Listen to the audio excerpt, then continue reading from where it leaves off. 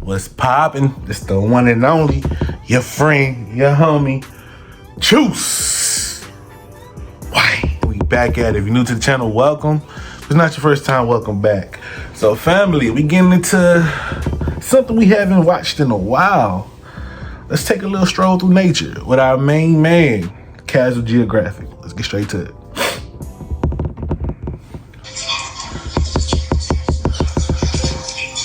What the fuck? It's definitely some type of monkey called a marmoset, but That's a monkey? I don't know what in the... Okay, full disclosure, I just Googled image marmoset and just kept scrolling until I found it. This Thought it was is a bat. silver marmoset. Okay. So this one looks like it'll ruin your life and your property value if he ever gets wet. You can find them in the Amazon rainforest, primarily in Brazil. As marmosets, they're one of the most fun-sized monkeys in the world. The biggest one's only like 12 ounces. It's about as heavy as a can of soup. Like us, they're omnivores, meaning they'll eat anything that isn't nailed down, including fruits, bird eggs, insects, and the occasional lizard. And I know what you're probably thinking. No, they're horrible pets. They bite and they have claws. Because they're social, it wouldn't be enough to have one. You'd have to adopt an entire family. Wow. Tempers are also loud, and they'll shout as a group to mark their territory. Another way they claim their hood is by freezing the area with a scent produced from their swimsuit area. So, if you want a screaming, biting, peeing loudspeaker in a baby face package, yeah, they're the pet for you. Or, you know, you could just have kids. Basically the same, but only one of them gives you tax breaks. The fuck is that? Bro, that's an alien. That's an alien. I actually had to go back and check. You've actually been doing this for 87 days, and I'm impressed. That also means everyone can blame you for this video. This just creates a nod as Genghis, but it's also known as the hen type of tentacle moth. Tentacle moth. And it's as real as real gets. And it's found like something out of an anime, bro. You know exactly where. Southeast Asia, but it's also seasoned throughout Australia. Now, what this moth is doing is actually perfectly harmless. Those are scent organs that produce pheromones, and pheromones are basically a Batman symbol for horny moths. When they're not trying to get laid, they look a lot less like they were airdropped by Satan. Also, tentacle moths aren't the only ones. A lot of butterflies and moths also have these scent glands called cormata that they use to get and keep a female's attention. It's also called a hair pencil. When a female shows interest, the male will seal the deal by fanning his hair pencil, basically using her pheromones to get her to respond by flicking her antenna. And when it's not standing at attention, it's stored in the male's abdomen until he needs it. At least it's not poisonous. This one just looks like it came from the wrong side of Wattpad. Florida has a serious herpes monkey problem that nobody knows what to do about. What? All bad things in the world, it's somehow our fault. It all started in the 30s when 6 Reese's macaques... Florida has a problem with herpes monkeys? Silver Spring State Park in Florida. Guess they wanted to make it a Tarzan type thing, but here's where they f***ed up. They could swim. As soon as the monkeys touched down, they swam to the mainland and started wilding out. After years of plot development, what started with 6 monkeys has now escalated to over 600. And a good number of those monkeys are Ubers for herpes. Bruh. Not only that, but a good number of those Florida is the damn Australia of America. Monkeys, it means all it would take is one love bite for you to get absolutely f***ing folded.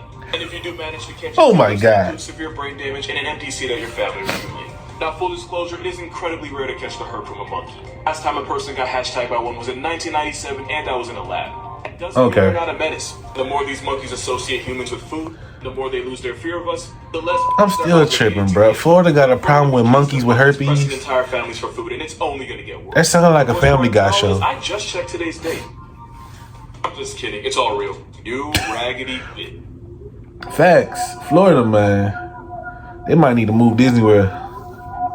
The budget for NASA is about $26 million today. The budget for exploring the nonsense of the ocean is less than 20, and this is probably why. That is a deep-sea giant phantom jellyfish. And by giant, I mean their belly area can be 3 feet wide, and their arms can go to 3.3. Just as much. 33 feet long. Now I'm gonna give you some time to guess where Nemo's paralysis demon was found. If you said Florida, right idea, wrong coast. It was actually California, specifically the Monterey Bay. Except these are usually found a good 22,000 feet below the surface. Damn. That's about 6,700 meters and about 15 and a half Empire State Buildings. It's believed they drag their 30-foot arms like nets to snatch up anything that around and finds out and bring it up to its mouth. It's also believed they eat small fish and plankton, but it can eat the devil's ass for all we know, because there isn't a whole lot we do know about them. In the over 120 years we've known about them, we've only ever seen them in live action about 100 times. Mostly because they lived in an area code where the water pressure would turn you into a chalk outline faster than Will Smith turned himself into a meme. Not only that, but because they live in the midnight zone of the ocean, where most underwater recalls home, most submarines can't even function that far. Bruh, aliens live underwater. That aren't as bad when you know what they are. The first person to ever see it 100% pulled up to unemployment. We worrying about searching space, guys. Oh, this is gonna haunt me. Nerds, TikTok. What is an animal fact that you know will disturb me? It's the only one you're gonna get. That's all you gotta do, bro. That can survive underwater for more than a day. What? Is a wolf spider that typically lives in salt marshes and places like that. The fuck is a wolf spider? In an experiment, a scientist wanted to see just how long the wolf spider could last underwater. So he put it under and just waited for it to die. Basically, he waterboarded an animal. It's okay because science. Anyway, it took almost 24 hours because the experiment couldn't end until the spider did. Except when he did take the spider out, it came back to life. Oh, At shit. first, it started slowly twitching, but before the scientist could dial his therapist, it started moving around like it didn't just Eurostep death. And that's because these spiders will go into a state of suspended animation. The same one water bears are famous for. When the spider knows there isn't enough oxygen, it'll switch its metabolism from aerobic to anaerobic, and in case you're wondering, that is not normal. It's like an optional coma. In the experiment, 16 hours underwater was light work for most of the spiders. But at least one of the wolf spiders lasted 40 hours underwater and lived to tell his friends about it. Damn. The spider lasted a shift short of 2 days underwater, and that is now a fact you get to live with. You probably don't have to worry because they're only really found over it. Did you know some spiders can fly? How would it be if I just ended the video like that? Spiders will do this thing where they'll climb as high as they can and then shoot a thread of silk into the air. It's called ballooning, by the way. The silk becomes a DIY parachute that carries the spider up in the air where it goes just about wherever the wind, or God, blows it. And some spiders get disrespectful mileage out of it.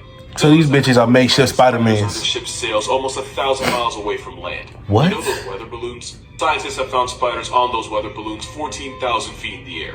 And in some places in Australia, so many spiders will travel in the air that people think it's snowing when it's actually just a spider still covering the ground. And sometimes millions of spiders will invade a country. There's a type of spider found originally in Georgia that's found its way halfway across the world, possibly by traveling through shipping containers. Because the Joro spider is basically immune to cold, they started multiplying and became an invasive species. And because of the whole flying thing, there's no immigration control strong enough to stop them. But luckily, so far, they only found in remote parts of the world, like the east coast of the United States. There was a group of animals so disgusting that not only did they traumatize the researcher, all of his studies about them had to be hidden from the public. British explorer George Levitt literally messed around and found out when he joined an Antarctica expedition in 1911. That's when he came across a colony of Adelie penguins. Oh man, I messed penguins up for me. I like penguins. He would regret that. Because he found out that Adelie penguins are 50 shades of morally bankrupt. He watched in shock as the male penguins would attempt to mate with literally anything. This included other males, females too injured to resist, and he even witnessed them make moves on females too injured to resist. Chicks. It was so vile that in his journals, George referred to them as hooligan cocks. It didn't stop there. In fact, it got worse. There were multiple cases where George watched a down bad bird score with a decomposing corpse. Oh, damn. Are these birds stupid? Apparently not having a pulse doesn't mean you're off the table. And just to see how far they'd go, he took the frozen head of a decapitated female and propped it against a mound of ice. The answer: why would he have a frozen head? In one down egregious case, a male mated with the ground to completion. What? We also learned that if male Adelies understood the signs that a female wants to mate, they could not care less about it. In one case, a female was so crippled that she couldn't even walk. She could only painfully crawl. What's up with all these crippled penguins, bro? He walked up to the handicapped female, and in 60 seconds, he managed to destroy everything George thought he knew about them. He wrote down every messed up thing he had learned. Because the contents of his research were so graphically descriptive, the British Museum of Natural History refused to publish it and vaulted it. It was finally published almost 100 years later, meaning man's got traumatized in every way and didn't even live long enough to see his work get recognized. Oh, but that's the worst tough. part, these guys are Adelie penguins. And you can probably guess who the light work is. Bruh. You didn't believe it until you looked it up yourself. So North American porcupines love climbing trees. Only problem is they're not good at it. And porcupines will just fall out of trees so often that they'll end up piercing themselves with some of the 30,000 quills meant to protect them. What? That's not funny. Themselves so often that their quills are coated with antibiotic grease. And this grease prevents any self-inflicted wounds from getting infected since it inhibits bacteria like tetanus and gangrene. Basically, porcupines are so clumsy and so stubborn that God or nature, whatever you believe in, had to give them a healing buff just to keep them alive. That's a porcupine funny. once fell out of a tree and onto a woman's head. If that ain't some Final Destination, John, I don't know what is. What's a common fact that everyone actually gets wrong? I'll go first. Opossums don't actually play dead. They involuntarily go unconscious when they're in danger. And during this stress nap, their heart rate and breathing will slow down, they'll drool, and they'll even release a nasty foul smell to let whatever scared them so bad think they already expired. Basically, they factory reset themselves out of fear. Only thing missing is the opossums can cosplay as a corpse for up to 4 hours. But they're not pretending. They actually go into an anxiety coma as a coping mechanism. Damn. You know what? I respect that. You've been wrong about Pikachu your entire life, and I'm gonna tell you why. So a lot of people think Pikachu is based on a real-life animal called a pika, which is basically just a travel-sized rabbit.